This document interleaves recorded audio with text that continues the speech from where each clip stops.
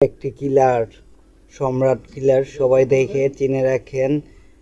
তার যে ফাঁসি হয় আপনারা সবাই কমেন্ট বক্সে লিখে যাবেন, মন্তব্য করে যাবেন তার একটার পর একটা নারী নির্যাতন করার ঘটনা। দেয়ালের আড়াল থেকে একটি লাশ টেনে কাঁধে তুলে নিয়ে যাচ্ছে ভবঘুরে পাগল বেশে ঘুরে বেড়ানো এক ভয়ঙ্কর সিরিয়াল কিলার। গত 7 মাসে একের পর এক 6টি খুন করেছে সে। হত্যার পর প্রমাণ লোপাট করতে কয়েকটি মরদেহে আগুন দিয়ে পুড়িয়ে ফেলা হয়েছে। পুলিশের জিজ্ঞাসাবাদে এই ভয়াবহ হত্যাকাণ্ডগুলোর সঙ্গে নিজের সম্পৃক্ততার কথা স্বীকার করেছে ছদ্মবেশী এই ব্যক্তি। গত কয়েক মাস ধরেই সাভার মডেল থানা ও আশপাশের এলাকায় একের পর এক রহস্যজনক হত্যাকাণ্ড ঘটে চলেছিল। কখনো হঠাৎ লাশ পাওয়া যাচ্ছে, কখনো আগুনে পোড়া মরদেহ। ধীরে ধীরে পুরো এলাকা জুড়ে ছড়িয়ে পড়ে আতঙ্ক। পুলিশ সূত্র জানায়, প্রায় 7 মাস আগে সাভার মডেল মসজিদের সামনে প্রথম একটি নারীর মরদেহ উদ্ধার করা হয়। শুরুতে ঘটনাটিকে তেমন গুরুত্ব দেওয়া হয়নি, কিন্তু এরপর গত বছরের 29 আগস্ট সাভার পৌর কমিউনিটি সেন্টার থেকে উদ্ধার হয় আরেকটি মরদেহ। একই জায়গা থেকে গত 29 ডিসেম্বর আবারও একটি মরদেহ পায় পুলিশ। ধীরে ধীরে বিষয়টি রহস্যজনক রূপ নিতে থাকে।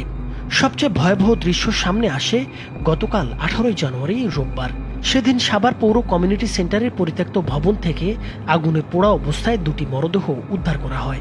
তখন স্পষ্ট হয়ে যায় এগুলো বিচ্ছিন্ন কোনো ঘটনা নয়, বরং পরিকল্পিত ধারাবাহিক হত্যাকাণ্ড।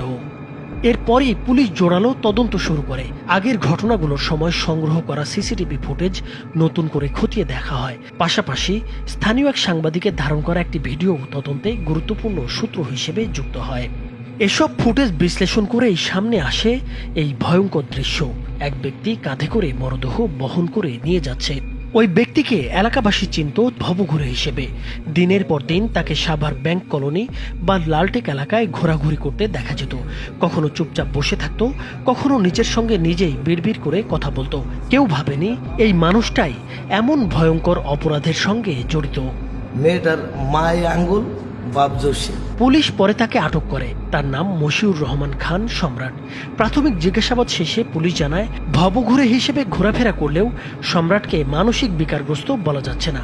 প্রাথমিক জিজ্ঞাসাবাদে সম্রাট স্বীকার করেছে গত 7 মাসে সে 6টি হত্যাকাণ্ড ঘটিয়েছে। পুলিশ জানায় তার নিশানায় ছিল মূলত ভবঘুরে শ্রেণীর মানুষজন। তবে কেন সে এমন নৃশংসতা চালিয়েছে তার সুনির্দিষ্ট কারণ এখনো জানা যায়নি। 6টি হত্যার সাথেই সে জড়িত রয়েছে।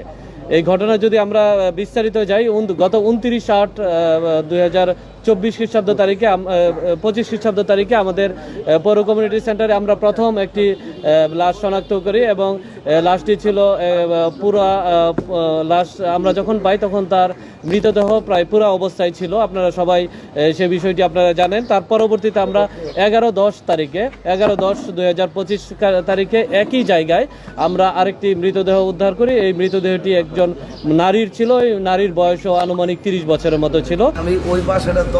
নিহতদের মধ্যে একজনের পরিচয় নিশ্চিত করা গেছে, বাকিদের পরিচয় এখনো অজানা। ডিএনএ পরীক্ষা আর নানা প্রক্রিয়ার মধ্য দিয়ে পরিচয় শনাক্তের চেষ্টা চলছে। ঘটনার তদন্ত এখনো চলমান। পুলিশ বলছে আরো নতুন তথ্য বেরিয়ে আসতে পারে। নাইমুর হোসেন, মাছরাঙ্গা টেলিভিশন।